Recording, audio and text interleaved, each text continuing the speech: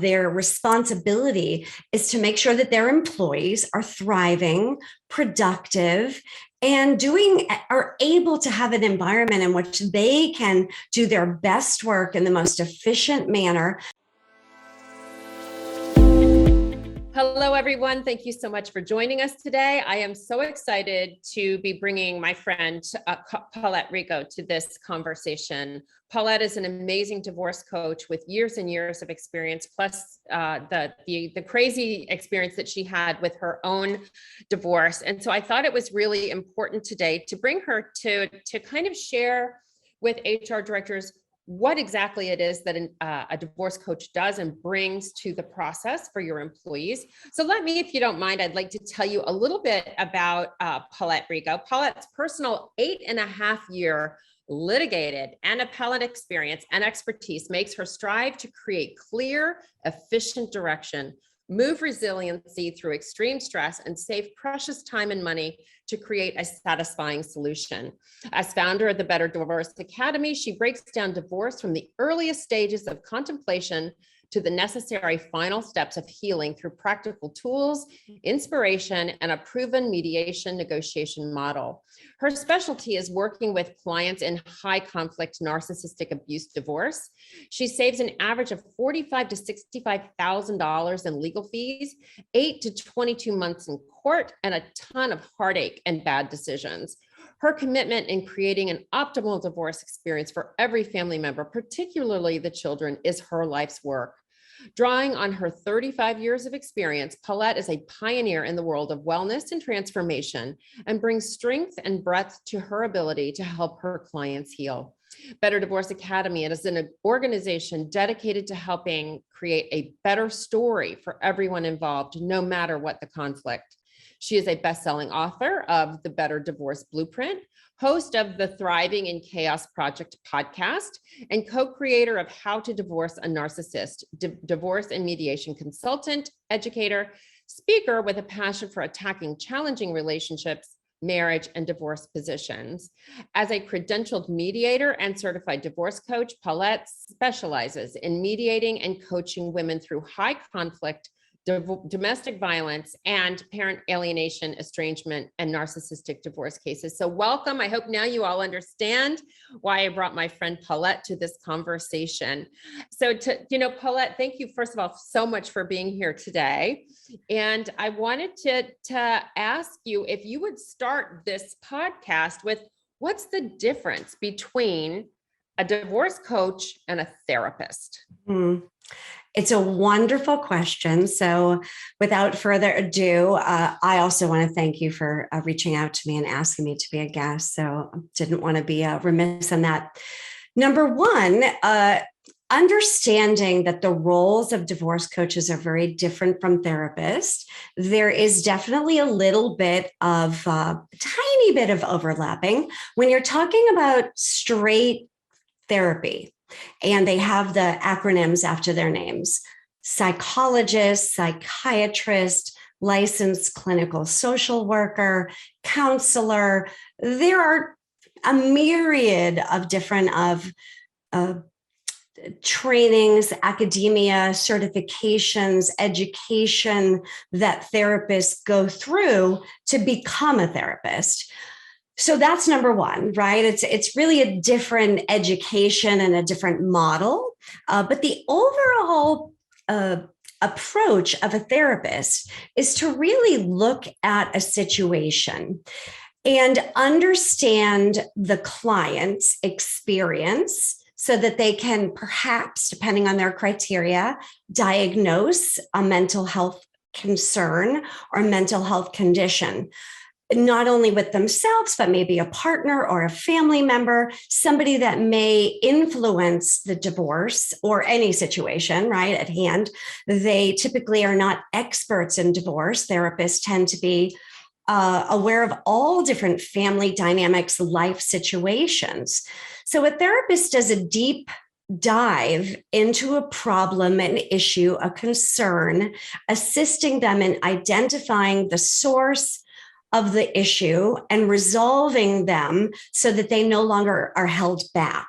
Sometimes that is truly a diagnosis. It could be really just a lending ear, but they're helping them identify thought and behavioral patterns that are holding them back in many different areas of their life so that they can correct them, grab a hold of them, understand them, notice recurring imprints, habituations, and patterns, and help them move on in new, more successful patterns and manners. So that's really the role of a therapist. And it's not just divorce. On the other hand, divorce coaches do not have lots of acronyms after their names. Certified divorce coach is one, certified divorce specialist is another. There's also a high conflict divorce coach. There's probably 6 or 7 out there. Some of them are much newer than others. I think the oldest one is about 15 years old. So again, therapy has been around a long time. Certified divorce coaching or divorce coaching is a relatively new phenomenon in the divorce process and in the divorce wheel of professionals. They're kind of like the quarterbacks of divorce.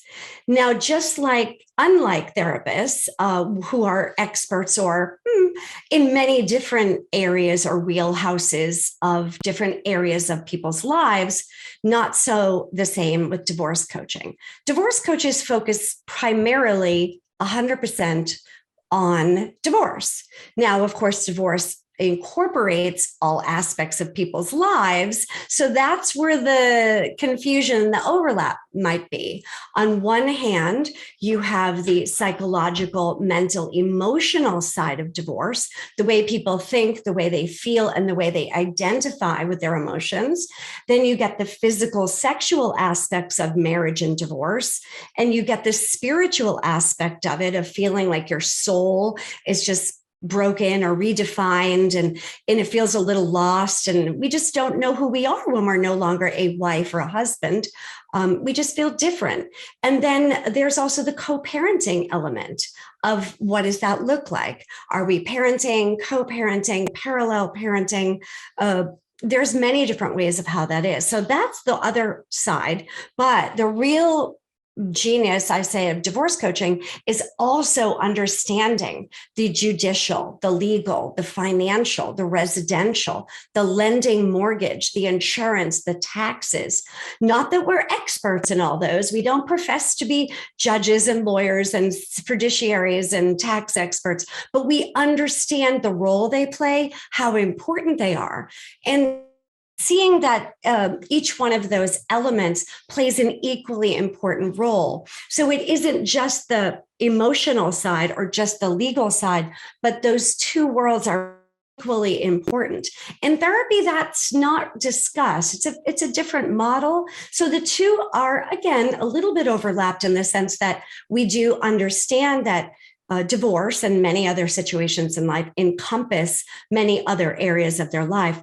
But divorce coaches just specialize in divorce. And what I love about divorce coaches, and God knows I wish that I had known about divorce coaches when I was going through it myself.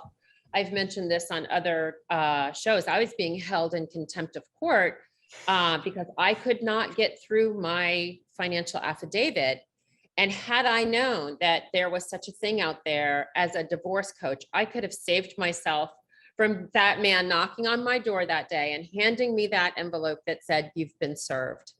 Yeah. And also, a divorce coach could have helped me, with all of those other things and preparing me for some of the other obstacles and hurdles that were going to come my way, not in an emotional sense, but gosh, Vicki, you're going to have to think about new insurance policies, and you're going to have to think about, living accommodations, or what are you going to do for income and things like that are a part of the divorce, but again, not something that a therapist would take on, because that's not their role. A coach is here to help you through the divorce process, all of those processes that you mentioned, the legal, the financial, the mental health, and then the emotional side of it, but also on, the asset side, the asset protection side.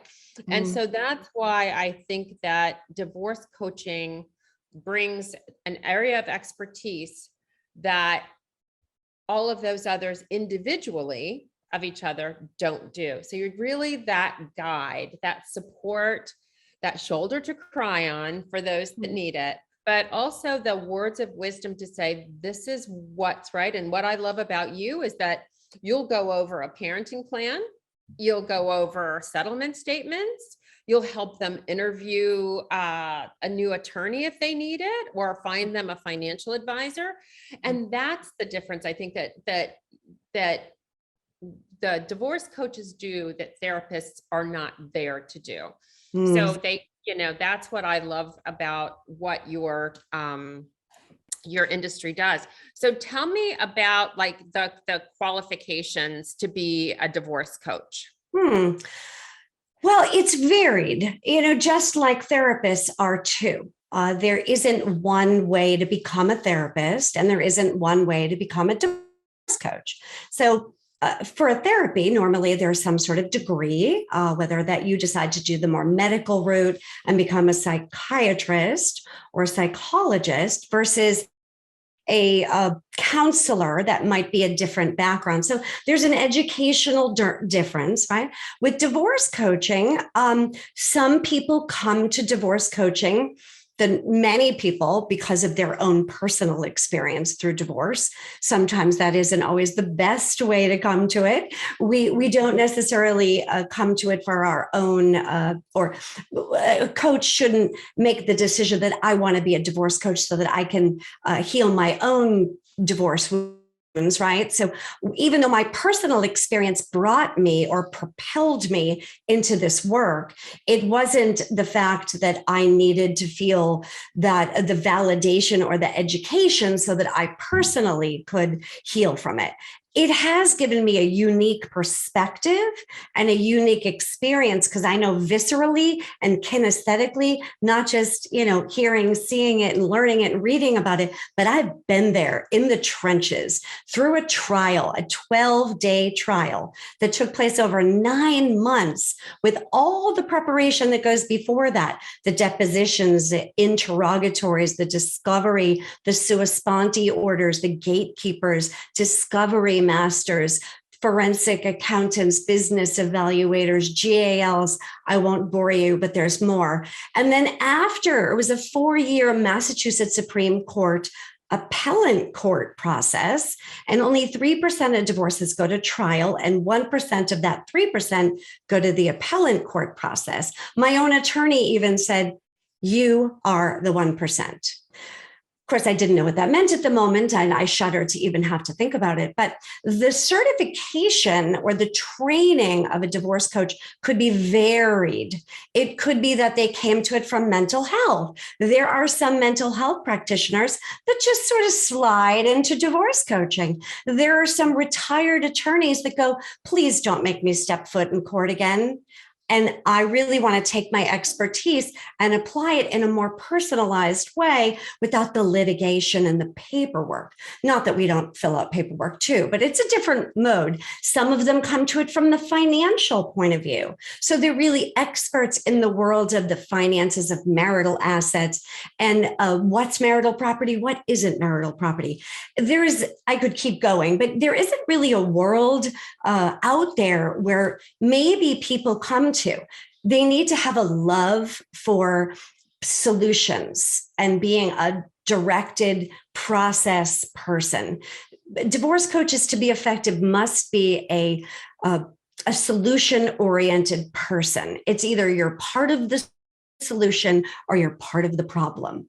A divorce coach does guide you through the entire process. They have to be familiar with the divorce process, what to expect along the road. They also have to be the kind of person that's willing and able to assist you in preparing for the practical measures required to help you through it and achieving your goals. And they also really they need to be the kind of person that is willing to guide you and point you in the right direction based on your own personal needs and values for your children, yourself, your ex-to-be, and the family as a whole. So therapists are definitely solution people too. They typically don't say, oh, you're miserable. Great. Let's keep being miserable. Forgive my sarcasm. And coaches are the same way. So yes, empathy is part of it. There isn't the same process, though it is very different. So it is. Let me ask you, so what would a typical coaching session look like? So we can kind of give an overall view. I know we can't do it, very specifically, but what is that process? Beautiful. There usually are 4 areas that a coach is going to work with a client in each session. They're not all going to be identical, depending on whether they're contemplating, approaching, managing, researching in the beginning process, or they're in the middle of it. They're either served litigation, they have hearings, they're embroiled in the actual process, or they're post-divorce and they're more dealing with future issues, changing name, dating, moving, career, all kinds of things. So that's obviously going to be different based on the situation and each individual client. But most important, you're always going to know that the coach is going to listen to where you are in the moment. Catch me up. Where are you? Tell me where you are in this exact moment. Sometimes they will get stuck in their story. They're going to pull them out of that, identify their concerns, to identify what's most important so that they can prioritize and focus on that. Moving into effective actions would be number 2, where they are aware of getting organized, clarifying their decisions, understanding the mistakes or the pitfalls or the common traps and problems that most people fall into when they're divorcing, and allowing them to continue to focus on what's most important and moving forward. Now, they're always going to have the third element, walking down the path with them so that they feel that somebody's in the car with them. The client is in the car driving the steering wheel and conducting the speed, but the coach is in the passenger seat with them so that they don't feel alone. They feel heard, understood, seen, and supported through the process. And anytime they have a question, they have somebody there to help lead them either to an expert to get that question answered, or if it's a simple question, to help them with it. Also helping them seek expert perspective, strengthening their own reserves, having them always remember who they are, living their best self of their core values and their goals, and always keeping them accountable. And the 4th step is reflection. All of the things they need to reflect on, whether that be best self, how they want to impact others, being aware of the process, so many things. That's predominantly the areas that every coach should use when they go through a session. Now, some of them may incorporate more or less of that, and it does depend on the urgency, shall we say, and the stage in which each client is currently in the process. Yeah, I know that, sometimes it's, they can potentially lose their children, lose their finances, and there's a lot of emergencies around that. And that's what I love about divorce coaches that can come in the middle of any of it, understand where they are, because they have an understanding of the entire picture, not just the mental health picture or, the money picture, but really and truly where they are, what kind of, we always talk about in family law, it really truly does take a village. And even within the legal system, there's real estate law, bankruptcy, criminal law. There's, all sorts of different issues, including if they own businesses together, if they've got, properties, international assets, all sorts of things. There's all sorts of different professionals. And the divorce coach keeps track of all of that and keeps it, with that advice in that advisory capacity. But of course, we all know that, the final decision rests with your client, the employee that's going through that. Right. Let me ask you, as we wrap this up, what would you say to the HR managers that are going to be listening to this? What are some tips that you have for them, like for recognizing it, And, what does that look like in the workspace? How can they recognize somebody may be going through this process? Many people are introverts and they've lived in a long-term marriage or shorter term. Doesn't have to be the 35 marriage. It could be 5 years or 2 for that matter. And they are more keeping it to themselves. So those people are really going to be a little more subtle. You're going to have to really look for nuances in their personality. Not that HR directors need to be CIA agents or, private investigators like, I wonder what they're going through. But there are some subtle tips. So this more subtle ones would be arriving late consistently. I don't mean, once or twice hitting traffic and leaving early because of an emergency, sort of unplanned, documented type of things. Like they're not requesting a day off, but it's like urgent, right? Where they have to go to a hearing or there's an emergency with the child or the other parent just didn't show up to pick up the kid at school. They could also come in looking a little exhausted, haggard, numb, tired, really, the look, right? Where they're just not sleeping. They're at home crying, just exhausted. They're not eating well. They're not sleeping well. They're just a bundle of stress and they're living in a world of just turmoil at home. And they're trying to keep it together, get dressed and hair and makeup and the whole thing and, looking all professional, but they just look a little haggard. You're going to maybe notice that they're just maybe not their pulled together self they normally were or are. Tardiness, we mentioned a little bit, but it's more in the sense of them trying to juggle several new responsibilities. So they have a role at work, they have a role at home, and it's new, it's just different. And it's so hard for them to manage that. And them maybe not completing their task quite as efficiently and as effectively as they have been, getting the job done in a timely manner because of it being an overwhelming process that they're currently now living in. And there's so many additional concerns that they have to live that's foreign territory. So those are some maybe subtle signs. Now, all of those things could be something else going on too. But when it really comes down to noticing a change in behavior that are subtle more with those introverted people, those would be what to look for starters. The extrovert or the person that's a little bit more like, guess what I'm going through, is absolutely going to shout from the rooftops on social media.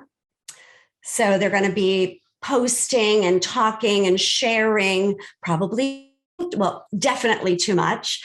And they're going to be crying a lot, just breaking down, running to the bathroom, running mascara, just like, if it's female or male sometimes, we don't know, but they're just going to look much more emotional. They'll probably be a little more gossipy, sense of whispering and talking to their coworkers, maybe looking for support. They're looking for help. They're just looking for a shoulder to cry on. So they're definitely going to be the type that are talking and reacting more physically. But if they break down in tears, it's probably a very good sign. Yeah. And I also think that mistakes at work are probably a really good sign, something that maybe not getting their work done in the timely manner that they needed to get it done. They're not participating in, at being a part of the team. Unusual behavior, changes in their behavior. Absolutely. Yeah. Yeah, 100%. Are there any tips that you want to leave our HR listeners with and how they can maybe support and make a referral to perhaps getting some support with a divorce coach? Yes. Divorce is a sensitive topic and it's delicate. It isn't, something that most people are comfortable talking about. And in order for an employee to feel confident, divulging and sharing and feeling like that you really are there to support them and understand them and not pass judgment, depending on where we live. Sometimes divorce is still considered a stigma, particularly in places where religion tends to be more of a not priority, like more people are more aware of those expectations. So when that person feels safe and they feel that there's no consequences if they share. That is number one. They have to have a rapport with you in the sense that I'm not going to be penalized or harmed or fired or demoted or whatever, the situation is with their career. They feel that they're safe. They're able to come to you openly and honestly at their pace, not your pace. They may just blurt it all out, or they might just slowly start to want to share, but noticing if they feel safe. And you just say, no matter what you tell me, I am here to support you. They just need to feel that sense of comfort and to establish a safe environment for them. Oh, absolutely. Absolutely. That's probably the biggest thing, is that they think that they're going to be fired and not supported. So, or punished in some way, they're just sort of some, you need to take a deferment or time off, or their fears are always greater than reality, because everything is so dramatic and reasonably so. It affects right. the children, where they live, their finances, their family. It's every aspect of their life, and in many ways their job is the only stability they have, so they hold on to it for dear life, as they should.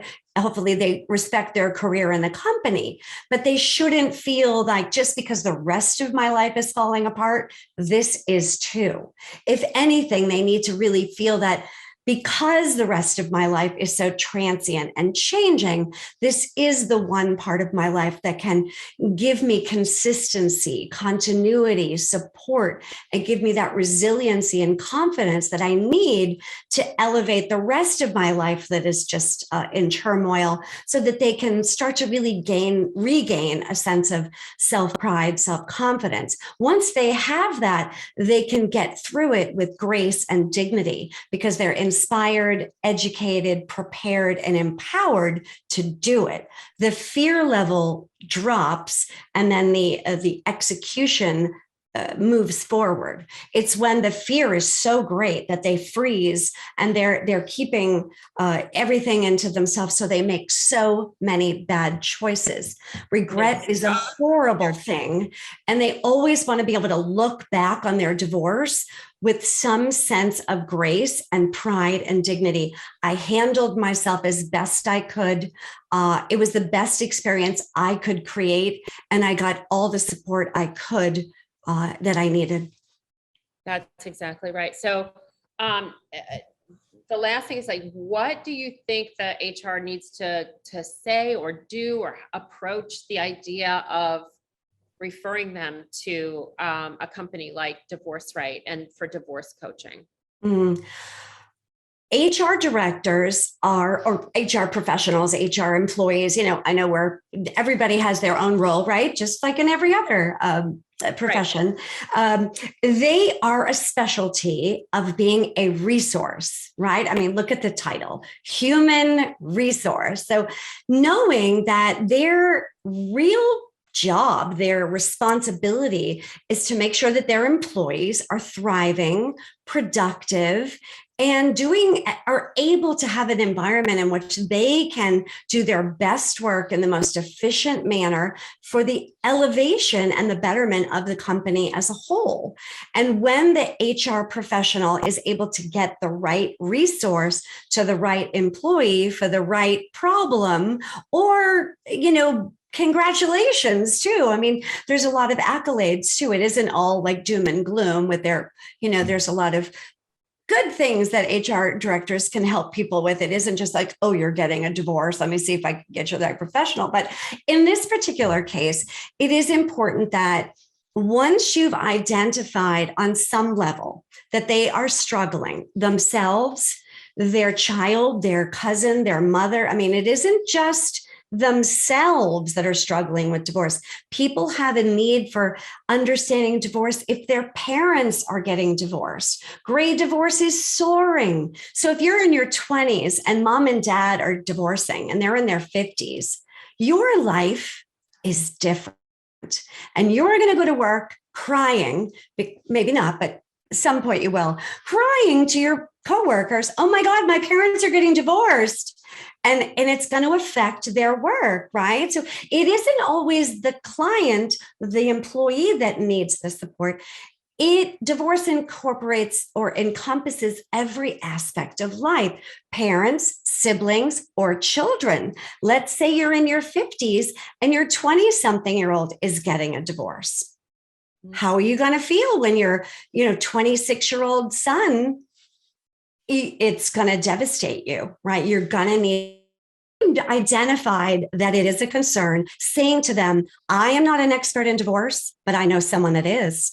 And they can hold your hand unconditionally, unequivocally, support you and educate you about how to manage whatever stage they're in wisely so they can save money. And I mean money, time, and I mean time, and a lot of bad decisions and heartache. So it's just a matter of saying, I know someone that can help you, and they're right here. It's effortless for me to coordinate that for you, and I would be honored to do it. Awesome. Well, those are great. That was great. Thank you, Paulette. I hope that everybody understands why I chose Paulette to do this with us, so that she could kind of lay out what it is that we do and the value that we bring to the table for your employees. So Paulette, thank you so much for being with us today. I appreciate it so much, and I'm looking forward to doing more with you as we go through this process together.